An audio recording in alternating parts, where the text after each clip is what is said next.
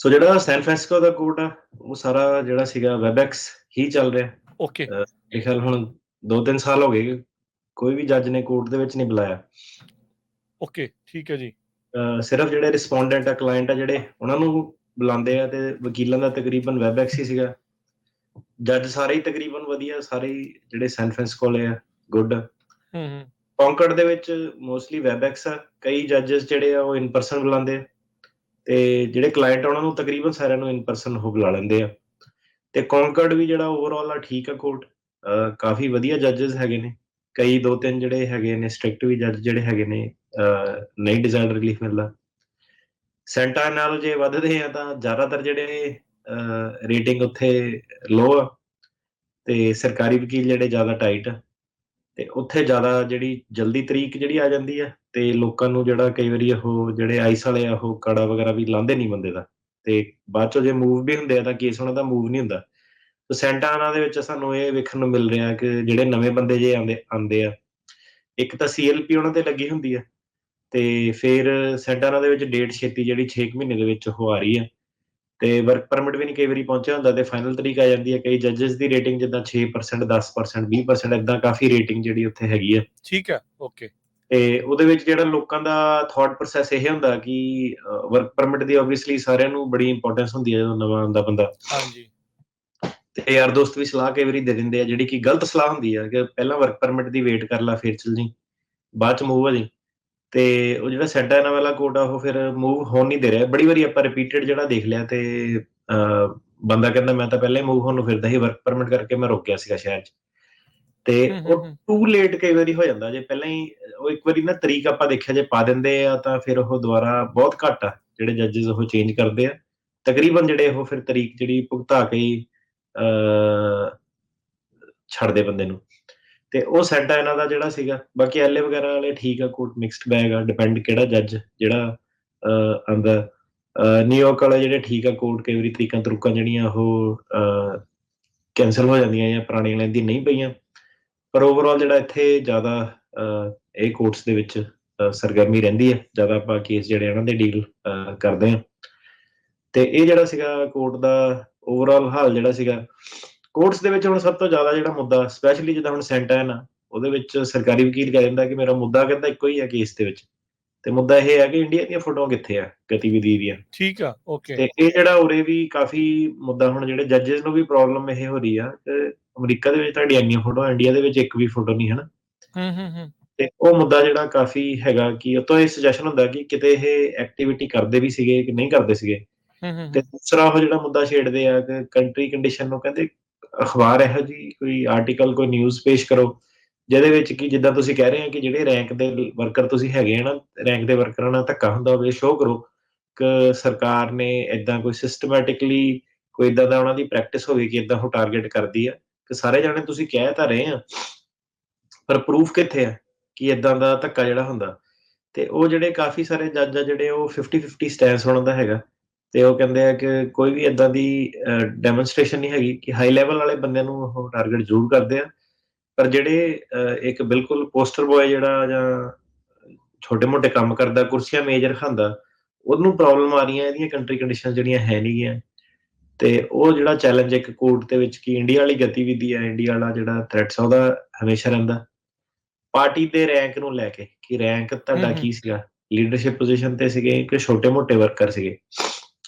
ਸੋ ਜਿਹੜਾ ਉਹ ਕਈ ਜੱਜ ਉਹਨਾਂ ਦਾ ਵਿਊ ਹੁਣ ਇਹ ਹੈ ਕਿ ਜਿਹੜਾ ਬੰਦਾ ਸਿਰਫ ਪੋਸਟਰ ਲਾਉਂਦਾ ਜਾਂ ਵਿਆਹ ਸ਼ਾਦੀ ਦੇ ਵਿੱਚ ਗਰੀਬ ਕੁੜੀਆਂ ਦੇ ਵਿਆਹ 'ਚ ਹੈਲਪ ਕਰਦਾ, ਜਾਂ ਕੈਂਪਾਂ ਕੁੰਪਾਂ 'ਚ ਪਾਰਟੀਸਪੇਟ ਕਰਦਾ, ਜਾਂ ਰੈਲੀਆਂ ਰੂਲੀਆਂ ਅਟੈਂਡ ਕਰਦਾ, ਭੀੜ ਦੇ ਨਾਲ ਜਿਹੜੀ ਚੀਜ਼ ਤੁਸੀਂ ਕਰਦੇ ਆ ਹਮੇਸ਼ਾ, ਉਹ ਤੁਸੀਂ ਇੱਕ ਪਾਰਟੀ ਮੈਂਬਰ ਜਾਂ ਵਰਕਰ ਹੁੰਦੇ ਹੋ ਐਟ ਬੈਸਟ।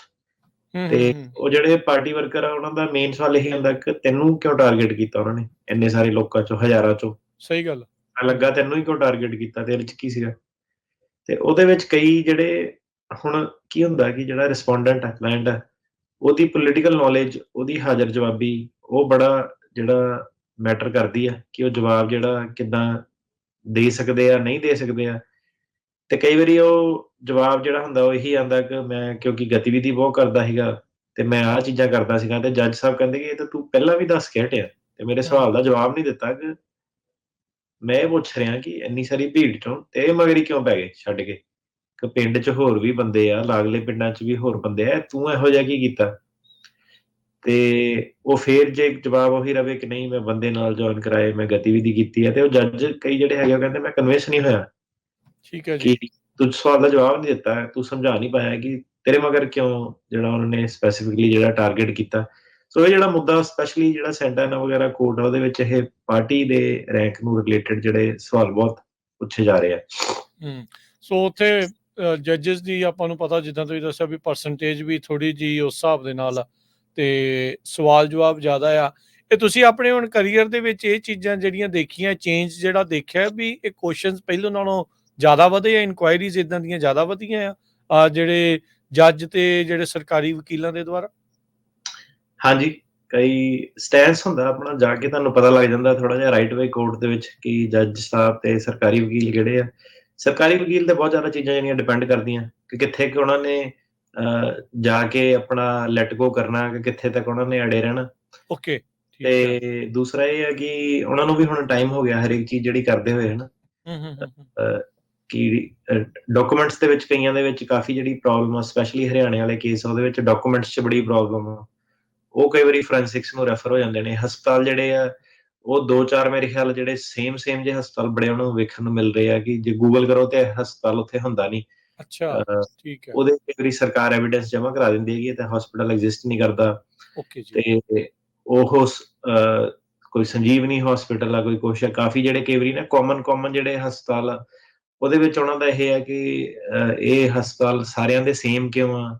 ਇਹ ਜਿਹੜੇ ਹਸਪਤਾਲ ਆ ਇਹਨਾਂ ਦੀ ਜਿਹੜੀ ਫਾਰਮੈਟ ਆ ਲਿਖਾਈ ਆ ਲਿਖਣ ਦੀ, ਇੱਕ ਹਸਪਤਾਲ ਦਾ ਜਿਹੜਾ ਢਾਂਚਾ ਲੈਟਰ ਦਾ ਲਿਖਣ ਦਾ ਜਾਂ ਉਹਦੀਆਂ ਜਿਹੜੀਆਂ ਗਲਤੀਆਂ ਉਹ ਦੂਸਰੇ ਹਸਪਤਾਲ ਦੇ ਵਿੱਚ ਵੀ ਉਹ ਕਹਿੰਦੇ ਕਿ ਸੇਮ ਕਿੱਦਾਂ ਆ ਗਈਆਂ? ਸੋ ਇਹ ਵਾਲੇ ਮੁੱਦੇ ਜਿਹੜੇ ਹੋ ਗਏ ਕਿ ਐਫੀਡੈਵਿਟ ਆ ਜਿਹੜੇ ਕਿ ਉਹ ਐਫੀਡੈਵਿਟ ਦੇ ਜਿਹੜਾ ਇੱਕ ਬਾਪੂ ਨੇ ਐਫੀਡੈਵਿਟ ਲਿਖਿਆ ਉਹਦਾ ਜਿਹੜਾ ਢਾਂਚਾ ਉਹ ਸੇਮ ਕਿਉਂ ਹੈਗਾ ਗੁਆਂਢੀ ਦੇ ਐਫੀਡੈਵਿਟ ਨਾਲ ਜਾਂ ਮਦਰ ਦੇ ਐਫੀਡੈਵਿਟ ਨਾਲ? ਕਿ ਕੀ ਤੇ ਫਾਦਰ ਨੇ ਲਿਖਿਆ ਵੀ ਹੈਗਾ ਕਿ ਵਿੱਚ ਕੋਈ ਟਰਾਂਸਲੇਟਰ ਇੰਟਰਪ੍ਰੀਟਰ ਪਵਾਇਆ ਹੋਇਆ ਹੈ ਨਾ? ਉਹ ਚੀਜ਼ਾਂ ਜਿਹੜੀਆਂ ਆ ਜਾਂਦੀਆਂ ਤੇ ਉਹਦੇ ਵਿੱਚ ਕਈ ਵਾਰੀ ਇਹਦੇ ਵਿੱਚ ਸਲਾਹ ਵੀ ਕੀਤੀ ਹੈ, ਡਿਸਕਸ਼ਨ ਵੀ ਕੀਤੀ ਹੈ ਕਿ ਜਿਹੜਾ ਆਪਣਾ ਹੱਥੀਂ ਉਹਨਾਂ ਕੋਲ ਆਪ ਜਿਹੜੇ ਲਿਖਾਓ, ਉਹਨਾਂ ਦੀ ਜ਼ਬਾਨੀ ਆਪਣੇ ਹੱਥੀਂ ਲਿਖਣ, ਭਾਵੇਂ ਇੱਕ ਪੈਰਾਗ੍ਰਾਫ ਹੀ ਲਿਖਣ, ਉਹਦੀ ਜ਼ਿਆਦਾ ਵੈਲਿਊ ਜਿਹੜੀ ਰਹਿੰਦੀ ਆ ਵਰਸਸ ਕਿ ਜਿਹੜੇ ਢਾਂਚੇ ਵਾਲੇ ਕੋਈ ਵਿੱਚ ਇੰਟਰਮੀਡੀਏਰੀ ਬੰਦਾ ਵਕੀਲ ਇੰਗੇਜ ਹੋ ਜਾਂਦਾ ਤੇ ਸਿਰਫ ਇਹੀ ਚੀਜ਼ ਤੇ ਟੈਸਟੀਫਾਈ ਕਰ ਸਕਦੇ ਆ ਜੋ ਉਹਨਾਂ ਨੇ ਆਪ ਆਪਣੇ ਅੱਖੀਂ ਵੇਖਿਆ। ਤੇ ਜਿਹੜੀਆਂ ਉਹਨਾਂ ਦੇ ਪਿੱਠ ਪਿੱਛੇ ਚੀਜ਼ਾਂ ਹੋਈਆਂ ਸੀਗੀਆਂ ਉਹਨਾਂ ਦਾ ਟੈਸਟੀਫਾਈ ਕਰਨ ਦਾ ਉਹਨਾਂ ਦਾ ਕੋਈ ਫਾਇਦਾ ਨਹੀਂ ਰਹਿੰਦਾ ਕਿਉਂਕਿ ਉਹਨਾਂ ਨੇ ਵੇਖਿਆ ਨਹੀਂ ਹੁੰਦਾ। ਤੇ ਕਈ ਜਿਹੜੇ ਹੁਣ ਸਪੈਸੀਫਿਕਲੀ ਸੈਂਟਾਨਾ ਕੋਰਟ ਦੇ ਵਿੱਚ ਉਹ ਇਹ ਜ਼ਰੂਰ ਐਮਫੈਸਿਸ ਕਰਦੇ ਆ ਕਿ ਗਵਾਹੀ ਕਿਉਂ ਨਹੀਂ ਕੋਈ ਦੇਣ ਆਇਆ, ਮਾਪੇ ਜਾਂ ਭੈਣ ਭਰਾ ਜਿਹੜੇ ਇੰਡੀਆ 'ਚ ਵੀ ਆ ਵੈਬਐਕਸ ਰਾਹੀਂ ਗਵਾਹੀ ਕਿਉਂ ਨਹੀਂ ਦੇ ਰਹੇ? ਤੇ ਉਹਨਾਂ ਦਾ ਸੁਜੈਸ਼ਨ ਇਹੀ ਹੈ ਕਿ ਗਵਾਹ ਆਪਣੇ ਲੈ ਕੇ ਆਓ ਜੇ ਲੈ ਕੇ ਆ ਸਕਦੇ ਆ। ਤੇ ਇਨਕਲੂਡਿੰਗ ਡਾਕਟਰ ਜਾਂ ਇਨਕਲੂਡਿੰਗ ਜੇ ਕਿਸੇ ਧਰਮ ਕਨਵਰਜਨ ਵਾਲੇ ਕੇਸ ਆ, ਇਨਕਲੂਡਿੰਗ ਜਿਹੜਾ ਪੈਸਚਰ ਵਗੈਰਾ ਹੁੰਦਾ ਉਰੇ ਵੀ ਜਿਹੜੇ ਉਹ ਮੰਗਾਉਂਦੇ ਆ। ਤੇ ਏਦਾਂ ਜਿਹੜੀਆਂ ਚੀਜ਼ਾਂ ਹੁਣ ਕਾਫੀ ਜਿਹੜੀਆਂ ਐਲਏ ਤੇ ਸੈਂਟਾਨਾ ਦੇ ਕੋਰਟਸ ਦੇ ਵਿੱਚ ਵੇਖਣ ਨੂੰ ਜਿਹੜੀਆਂ ਮਿਲ ਰਹੀਆਂ। ਠੀਕ ਹੈ। ਇਹਨਾਂ ਦਾ ਕਿੱਧਰਲੇ ਪਾਸੇ ਨੂੰ ਜਾਂਦੇ ਆ? ਆਰਕੇਕੇ ਦਾ ਹੁਣ ਸਪੀਡ ਜਿਹੜੀ ਫੜੀ ਹੋਈ ਹੈ। ਸੋ ਆਰਕੇਕੇ ਦਾ ਮੁੱਦਾ ਅਟਾਰਨੀ ਜਨਰਲ ਕਹਿਣਾ ਜੀ ਆਪਾਂ ਨੂੰ ਪਤਾ ਵੀ ਇਹ ਜਿਹੜਾ 9th ਸਰਕਟ ਤੇ ਜਿਹੜਾ ਪਰੇ ਵਾਲਾ ਦੂਜੇ ਵਾਲਾ ਆ ਸਰਕਟ, ਫਸਟ ਸਰਕਟ ਆ, ਦੂਜੇ ਪਾਸੇ ਸੈਕੰਡ ਸਰਕਟ ਆ, ਉਹਨਾਂ ਦਾ ਦੋਨਾਂ ਦਾ ਵੱਖੋ ਵੱਖਰਾ ਸਟਾਂਸ ਆ ਇਸ ਦੇ ਉੱਤੇ। ਕੀ 9th ਸਰਕਟ ਵੀ ਉਹਦੇ ਵਿੱਚ ਸਖਤੀ ਕਰ ਰਿਹਾ ਆ ਜਾਂ ਉਹਨਾਂ ਨੇ ਉਹ ਜਿਹੜੀ ਢਿੱਲ ਦਿੱਤੀ ਹੋਈ ਆ ਸੈਕੰਡ ਸਰਕਟ ਦੇ ਮੁਕਾਬਲੇ ਉਹ ਉਦਾਂ ਹੀ ਆ? ਨਹੀਂ, 9th ਸਰਕਟ ਦੇ ਵਿੱਚ ਇਹ ਸੀਗਾ। ਸੋ ਇਹ ਕੇਸ ਤਾਂ ਮੈਟਰ ਆਫ ਆਰਕੇਕੇ ਮਈ 'ਚ ਇਹ ਦੋ ਜਿਹੜੇ ਕੇਸ ਸੀਗੇ ਇਹਦੇ ਬਾਰੇ ਆਪਾਂ ਡਿਸਕਸ਼ਨ ਵੀ ਕੀਤੀ ਸੀਗੀ ਕਿ ਇਹ ਦੋ ਭਰਾਵਾਂ ਦੇ ਕੇਸ ਸੀਗੇ, ਇੱਕੋ ਹੀ ਵਕੀਲ ਸੀਗਾ ਤੇ ਭਰਾਵਾਂ ਦੇ ਢਾਂਚੇ ਜਿਹੜੇ ਰਲਦੇ ਸੀਗੇ ਉਹਦੇ ਉੱਤੇ ਬਣਿਆ। ਗ੍ਰਾਮੈਟੀਕਲ ਸਿਮਿਲੈਰਿਟੀ ਸੀਗੀਆਂ, ਟਾਈਪੋਗ੍ਰਾਫਿਕਲ ਐਰਰ ਜਿਹੜੇ ਸੀਗੇ ਉਹ ਸਿਮਿਲਰ ਸੀਗੇ, ਏਦਾਂ ਦੀਆਂ ਕਈ ਚੀਜ਼ਾਂ ਸੀਗੀਆਂ। ਸੋ ਇਹ ਵੱਧਦੇ ਹੁਣ ਕਾਫੀ ਜਿਹੜਾ ਅੱਗੇ ਤੱਕ ਪਹੁੰਚ ਗਿਆ। ਇਨਫੈਕਟ ਤੁਹਾਨੂੰ ਇੱਕ ਮੈਂ ਛੋਟੀ ਜਿਹੀ ਗੱਲ ਦੱਸਦਾ, ਸਾਡਾ ਇੱਕ ਕੇਸ ਸੀਗਾ ਉਹਦੇ ਵਿੱਚ ਪਹਿਲਾਂ ਜਿਹੜੇ ਜੱਜ ਸਾਹਿਬ ਸੀਗੇ ਉਹਨਾਂ ਨੇ ਰਾਈਟ ਵੇ ਉਹਨੂੰ ਡਿਨਾਈ ਕਰਤਾ ਸੀਗਾ ਕਿ ਆਰਕੇਕੇ ਐਪਲੀਕੇਬਲ ਨਹੀਂ ਹੈਗਾ। ਓਕੇ, ਠੀਕ ਆ। ਸਿੱਧੇ ਆਫ ਦਾ ਬੈਟ ਫਿਰ ਉਹਦੀ ਡਿਸਕਸ਼ਨ ਚੱਲੀ, 80-90% ਕੇਸ ਕੰਪਲੀਟ ਹੋ ਗਿਆ ਸੀਗਾ। ਜੱਜ ਸਾਹਿਬ ਦੀ ਟ੍ਰਾਂਸਫਰ ਹੋ ਗਈ, ਉਹਨਾਂ ਨੇ ਕਿਸੇ ਹੋਰ ਨੂੰ ਦੇ ਦਿੱਤਾ ਜਿਹੜਾ ਆਪਣਾ ਪਹਿਲਾਂ ਸਾਨੂੰ ਕਹਿ ਕੇ ਗਏ ਸੀਗੇ ਕਿ ਆਪਾਂ ਨਾਲ ਹੀ ਜਿਹੜਾ ਕੇਸ ਲੈ ਕੇ ਜਾਣਾ ਕਿ ਮੈਨੂੰ ਕੰਪਲੀਸ਼ਨ ਤੱਕ ਵੇਖੂੰਗੀ। ਤੇ ਜੇ ਉਹ ਲੈ ਜਾਂਦੇ ਤਾਂ ਕੇਸ ਪਾਸ ਸੀਗਾ, ਮਤਲਬ ਕਿ ਉਹਨਾਂ ਨੇ ਸਿੱਧੇ ਰਾਈਟ ਵੇ ਜਿਹੜਾ ਸੀਗਾ ਕਿ ਆਰਕੇਕੇ ਸਭ ਤੋਂ ਮੇਨ ਉਹਦੀ ਆਰਗੂਮੈਂਟ ਕਿ ਡਿਊ ਪ੍ਰੋਸੈਸ ਰਾਈਟ, ਸਾਡੀ ਆਰਗੂਮੈਂਟ ਸੀ ਕਿ ਡਿਊ ਪ੍ਰੋਸੈਸ ਰਾਈਟ ਦੀ ਵਾਇਓਲੇਸ਼ਨ ਆ ਜਿਹੜੇ ਆਪਣੇ ਕੋਈ ਵੀ ਇਹ ਬੰਦੇ ਆਪਾਂ ਇਹਨਾਂ ਨੂੰ ਕ੍ਰਾਸ ਐਗਜ਼ਾਮਿਨ ਨਹੀਂ ਕਰ ਸਕਦੇ, ਕਿ ਸਾਨੂੰ ਨਹੀਂ ਪਤਾ ਕੌਣ ਆ, ਇਹਨਾਂ ਦੇ ਕੇਸ ਪਾਸ ਹੋਏ ਆ ਨਹੀਂ ਹੋਏ, ਇਹਨਾਂ ਨੇ ਕਦੋਂ ਬਣਾਈ ਹੈ ਸਟੇਟ ਡੈਕਲੇਰੇਸ਼ਨ, ਇਹ ਸਾਡੇ ਵਾਲੇ ਕਲਾਇੰਟ ਤੋਂ ਪਹਿਲਾਂ ਬਣਾਈ ਆ ਬਾਅਦ ਚ ਬਣਾਈ ਆ, ਕਿੱਦਾਂ ਇਹ ਡੈਕਲੇਰੇਸ਼ਨ ਜਿਹੜੀ ਤਿਆਰ ਹੋਈ ਆ। ਤੇ ਉਹਦੇ ਵਿੱਚ ਆਪਾਂ ਜਿਹੜੀਆਂ ਮੇਨ ਆਰਗੂਮੈਂਟ ਆਪਣੀਆਂ ਸੀਗੀਆਂ ਕਿ ਇਹ ਬਹੁਤ ਜ਼ਿਆਦਾ ਜਿੱਦਾਂ ਨਾ ਬਰੋਡ ਆ, ਕਿ 2-3 ਪੁਆਇੰਟ ਤਾਂ ਸਰਕਾਰ ਦੇ ਆਪ ਦੇ ਸਿਮਿਲਰ ਆ। ਇੱਕ ਪਹਿਲਾਂ ਉਹ ਕਹਿੰਦੇ 2 ਵਾਰੀ ਹਮਲਾ ਹੋਇਆ, ਫਿਰ ਥੱਲੇ ਦੁਬਾਰਾ ਕੋਈ ਦੂਜਾ ਹਮਲਾ ਹੋਇਆ, ਇਹ ਸੇਮ ਹੀ ਪੁਆਇੰਟ ਹੈ ਹਨਾ, ਕਿ ਉਹ ਆ ਕੇ ਕਹਿੰਦੇ ਕਿ ਪੁਲਿਸ ਕੋ ਗਿਆ, ਪੁਲਿਸ ਨੇ ਮਨਾ ਕਰਤਾ, ਦੂਜੀ ਵਾਰੀ ਪੁਲਿਸ ਕੋ ਗਿਆ, ਪੁਲਿਸ ਕੋ ਮਨਾ ਕਰਤਾ, ਕਿ ਇਹ 10 ਪੁਆਇੰਟ ਸਿਮਿਲੈਰਿਟੀ ਦੇਣੀ, ਇਹ ਐਕਚੁਅਲੀ 4-5 ਹੀ ਪੁਆਇੰਟ ਹੈਗੇ ਆ। ਤੇ ਆਪਣੇ ਕੇਸ 'ਚ ਕਾਫੀ ਜਿਹੜਾ ਨਾ ਫਰਕ ਵੀ ਸੀਗਾ, ਕਿ ਜਿੱਦਾਂ ਉਹ ਕਹਿੰਦੇ ਕਿ ਪਾਰਟੀ ਦੀ ਗਤੀਵਿਧੀਆਂ ਕਰਦੇ ਉਹਦੇ ਉੱਤੇ ਬੰਦੇ ਤੇ ਹਮਲਾ ਹੋਇਆ, ਤੇ ਗਤੀਵਿਧੀਆਂ ਕਰਦੇ ਹਮਲਾ ਨਹੀਂ ਉਹਦਾ ਹੋਇਆ ਸੀਗਾ।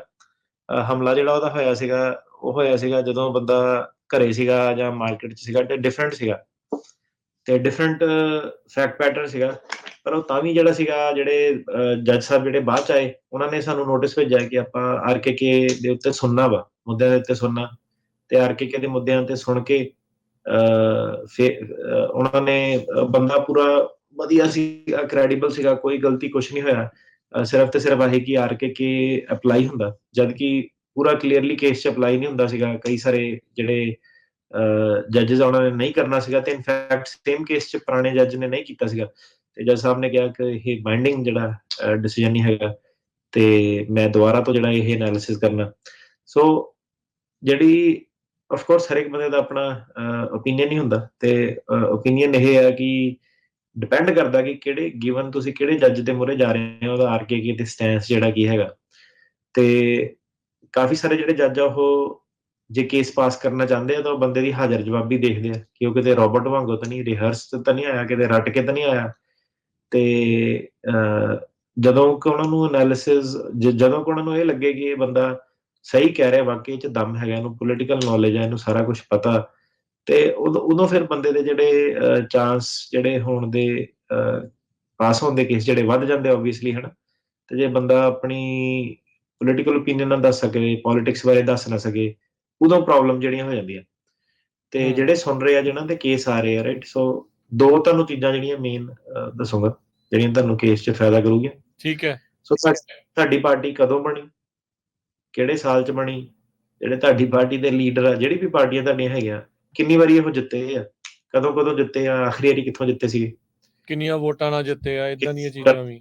ਤੁਹਾਡੇ ਸਟੇਟ ਦੇ ਵਿੱਚ ਵੋਟਾਂ ਜਿਹੜੀਆਂ ਕਦੋਂ ਪਈਆਂ, ਲੋਕਾਂ ਨੂੰ ਉਹੀ ਨਹੀਂ ਹੁਣ ਕਈਆਂ ਨੂੰ ਪਤਾ ਹੁੰਦਾ, ਕਿ ਉਹ ਕਹਿੰਦਾ ਵੋਟਰ ਕਾਰਡ ਬਣਾਇਆ, ਵੋਟ ਪਾਈ ਆ, ਉਹ ਕਹਿੰਦਾ ਪਾਈ ਆ, ਕਹਿੰਦਾ ਕਿਹਨੂੰ ਪਾਈ ਆ, ਤੇ ਆਪਣੀ ਪਾਰਟੀ ਦੇ ਬੰਦੇ ਨੂੰ ਪਾਈ ਸੀ ਕਿ ਵਿਰੋਧੀ ਪਾਰਟੀ ਦੇ ਬੰਦੇ ਨੂੰ ਪਾਈ ਸੀ।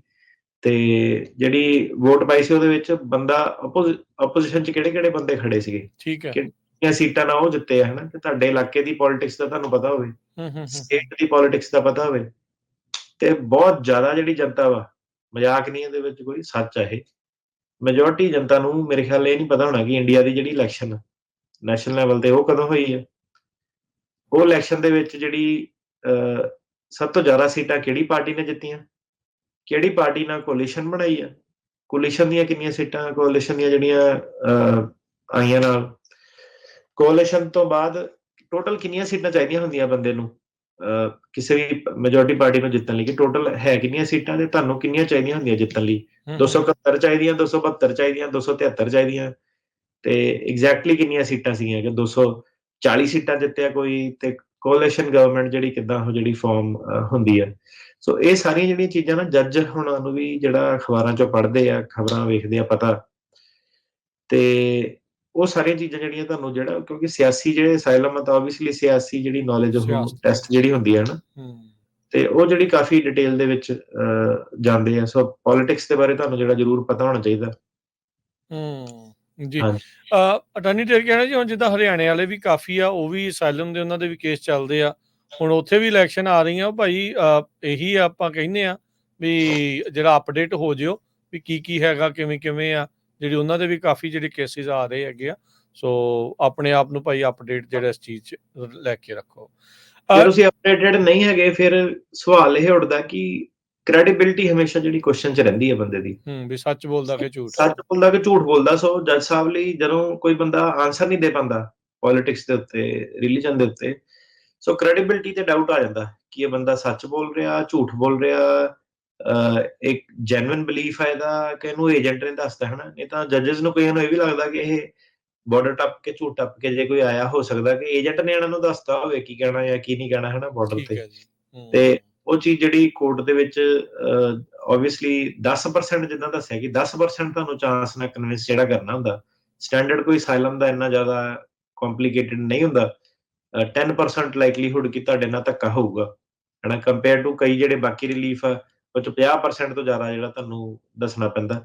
ਸੋ 10% ਪ੍ਰੋਬੇਬਿਲਿਟੀ ਨਾਲ ਤੁਸੀਂ ਦੱਸਣਾ ਹੁੰਦਾ, ਤੇ ਜੇ ਤੁਸੀਂ ਦੱਸ ਦਿਓ ਤਾਂ ਉਹ ਸਾਇਲਮ ਗ੍ਰਾਂਟ ਕਰ ਦਿੰਦੇ ਆ। ਜੀ ਠੀਕ ਹੈ। ਸੋ ਦੇਖ ਲਓ ਵੀ ਉਹਨਾਂ ਨੇ ਬਾਹਰ ਕੋਈ ਜ਼ਿਆਦਾ ਉੱਚਾ ਨਹੀਂ ਰੱਖਿਆ, ਬਸ ਇਹ ਆ ਵੀ ਤੁਹਾਨੂੰ ਨੌਲੇਜ ਜਿਹੜੀ ਉਸ ਦੇ ਬਾਰੇ ਜਿਹੜੀ ਜ਼ਰੂਰ ਚਾਹੀਦੀ ਹੁੰਦੀ ਆ।